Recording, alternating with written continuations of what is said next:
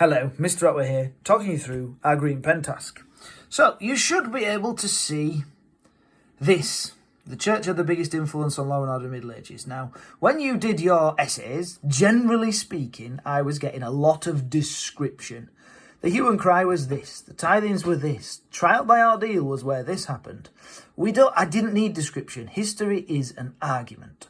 So what you're going to try to do is write your own paragraph on the influence that the monarchs had. I've included some info to help you in case you need any reminders above what you've got. But I've written a paragraph of the influence that I think local communities had over law and order. And hopefully you can see that I've begun with a clearly argued point. Decisive, judgmental, argumentative. It's quite clear, I think that it is quite clear that local communities, you have to sort of be arrogant in history, had a huge role to play in law and order during the Middle Ages, but although they were involved, they didn't have much influence over law and order itself, and much less than the church did. Well, it's because the question is, the church had the biggest influence. So I've made my point here. They had a lot to do with it, but they didn't influence much, because I've zoned in on that key word, influence. What does influence mean? Here we go. Because most people lived in close-knit communities with small populations, ideas such as tithings or the hue and cry worked. But it's important to note that the local communities had no choice but to be part of a tithing or to join in with the hue and cry, because to have refused would have led to punishment. They did as they were told, rather than influencing anything, as influencing would mean being able to alter or change something.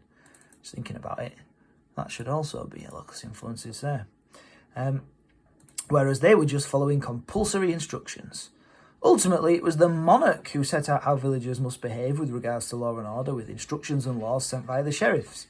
So, although the majority of law enforcement was done by local communities, they were doing as they were told and not influencing it very much.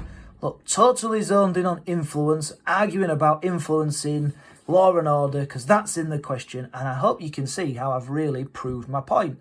I haven't stopped to say tithings was where groups of up to 10 people over the age of 12 were in, and they had to look at you.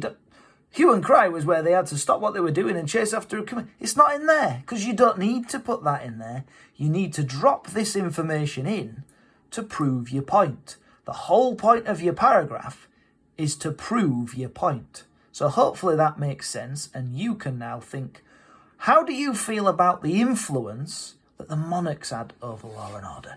And obviously the monarchs had a far greater influence than local communities. But I'll let you come to that, and I want you to use this as your template by which to create an argumentative paragraph. Good luck.